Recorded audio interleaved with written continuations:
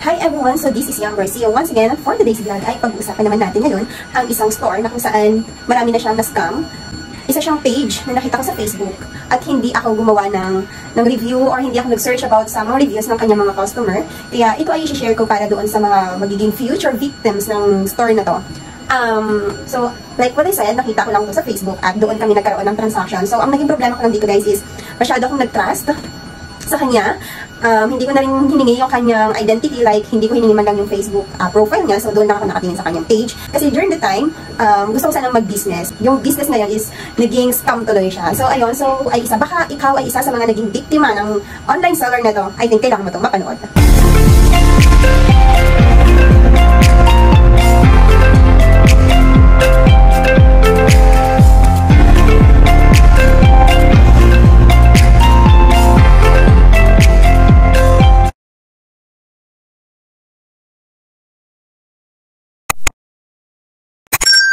So, just a storytelling nga po guys, kung ano ang nangyari at kung paano. So, nakita ko nga siya sa Facebook page at ayun nga, meron siyang mga package na ino-offer doon sa kanyang mga resellers. So, ganitong package ang in-order ko. So, worth 1,000 pesos is meron siya ng 10 bottles na 85 ml. So, ayun pang nakalagay sa kanyang package. So, with 10 tester also. So, ako naman bilang nagsisimula sana sa isang business world or ganun.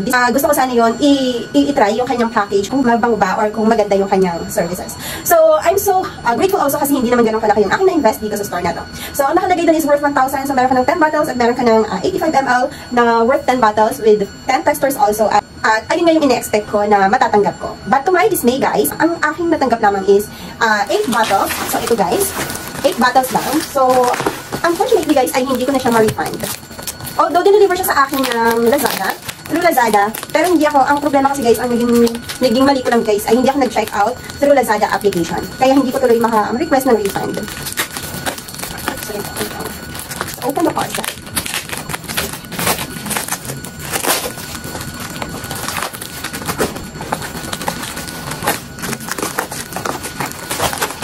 Ayan. So, ayan.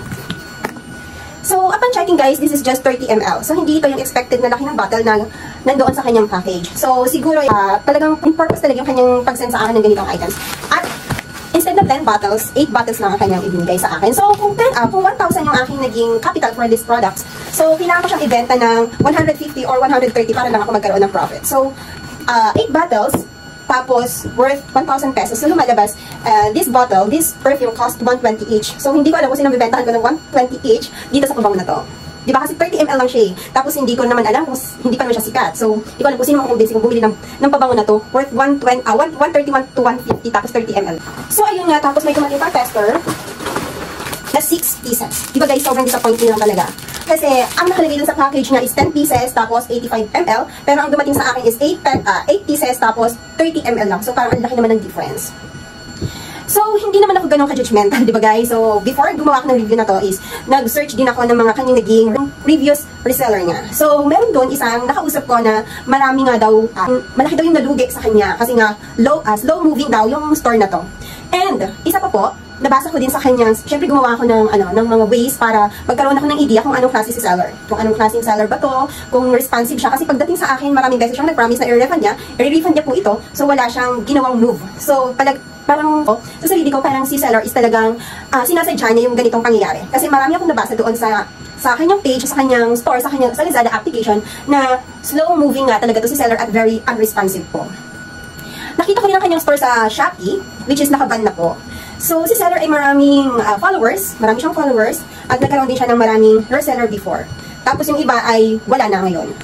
So, ayun, bakit ko sinishare sa inyo to guys? It's because baka maging victim kayo ni Anina. So, maraming beses ko siyang in-approach, pero hanggang ngayon ay hindi niya ako sinisingin kahit sa Facebook, sa Messenger, sa Lazada. Actually, tinawagan ko na si Lazada tungkol dito, pero walang magawa si Lazada dahil nga nagkaroon kami ng payment transaction through offline. So, hindi ko ginamit si Lazada para mag-check out ng item. Kasi doon ako nagbayad sa kanya. I mean, yes, although cash on delivery siya, COD siya, pero hindi ako nag-check out through Lazada application, kaya hindi ko mahabol ang aking payment. Hindi ko siya ma-request ng refund. So, ayun ang isa sa mga pagkakamali ko na dapat at pag gusto niyo ng isang product, kailangan ay gumamit kayo ng Lazada application or ng Shopee kasi once na may problema sa item at nag-request kayo for refund, obligado sila seller na i-refund yung perang inyong ginasto, yes, at ibinayad. So, ayun na nga. si seller ay isang scammer nga siya, guys.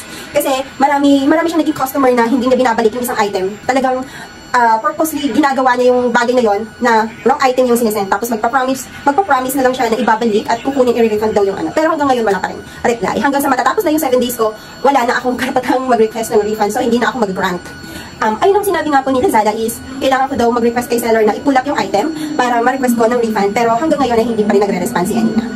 So kay Anina, sana ay, so masasabi ko lang sa'yo ay sana bawas-bawasan mo ang pang-i-scam sa iyong mga customers dahil hindi naman yun ikayayaman, di ba? So, hopefully, itong mga pabango na to ay magamit ko. Matuwa naman ako sa mga, kasi akin ngayon. So, ayun, na-disappoint ako, hindi ko na siya ibibenta. Gagamitin ko na lang siya kasi hindi ko alam kung may bibili dito, worth 150, 30 ml. So, kung sikat na brand to, siguro pwede pa.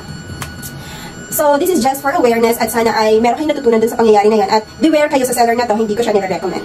Sana ay matuto na si seller at sana ay huwag niya na itong gawin sa kanyang mga future customers. So, that's it for today's video at sana ay nabigyan ko kayo ng isang very interesting vlog. So, by the way, 1,000 lang naman yung naano niya sa akin. So, hindi na ako mag-check out sa kanya, hindi na ako makikipag-communicate sa kanya, and God bless to you. Sana ay hindi ka makonsensya. So, that's it for today's video, and thank you for watching, and I'll see you on my next video. Thank you.